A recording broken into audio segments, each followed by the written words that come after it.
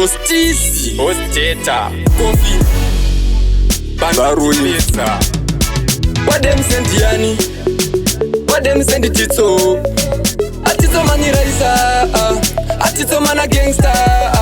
Bari kuti Ndiani uyu Ndiani anzi mwana wani uyu Ndiani ndikati ndiri mwana wechimuyera mufu kungoma ndinorova ndakachena bari kuti Ndiani uyu Ndiani anzi mwana wani uyu Ndiani ndikati ndiri mwana wechimuyera mufu kungoma ndinorova ndakachena ikona kundisenza wandona ndakachila ridhiri rengoma iri takadhila tosirowa zvekuziva zvemudzikinyira udansaiza here udandifila apa nevakamhanya asi takazovabhita vamwe vakandipfeka ndikatovafita ichi chipo changu ndopa ndakachibata ndicho chandakazvarwa ndakapfumbata vari kuti Ndiani uyu Ndiani anzi mwana wani uyu Ndiani ndikati ndiri mwana wechimuyera mufu kungoma ndinorova ndakachena vari kuti Ndiani uyu Ndiani anzi mwana wani uyu Ndiani ndikati ndiri mwana wechimuyera mufu kungoma ndinorova ndakachena kumangoma kubasa kana iri kosi ndakapasa todzitenyeredza kutamba semakasa ndezvedu hative takazvirasa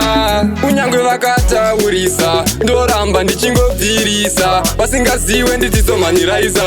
vademse Ndiani vademse ndititso vari kuti Ndiani uyu Ndiani anzi mwana wani uyu Ndiani ndikati ndiri mwana wechimuyera mufu kungoma ndinorova ndakachena vari kuti Ndiani uyu Ndiani anzi mwana wani uyu Ndiani ndikati ndiri mwana wechimuyera mufu kungoma ndinorova ndakachena ikona kundisenza wandona ndakachila ridhiri rengoma iri takadhila tosirova zvekuziva zvemudzikinyira udansaiza here udandifila apa nevakamhanya asi takazovabhita vamwe vakandipfeka ndikatovafita ichi chipo changu ndopa ndakachibata ndicho chandakazvarwa ndakapfumbata vari kuti Ndiani uyu Ndiani anzi mwana wani uyu Ndiani ndikati ndiri mwana wechimuyera mufu kungoma ndinorova ndakachena vari kuti Ndiani uyu Ndiani anzi mwana wani uyu Ndiani ndikati ndiri mwana wechimuyera mufu kungoma ndinorova ndakachena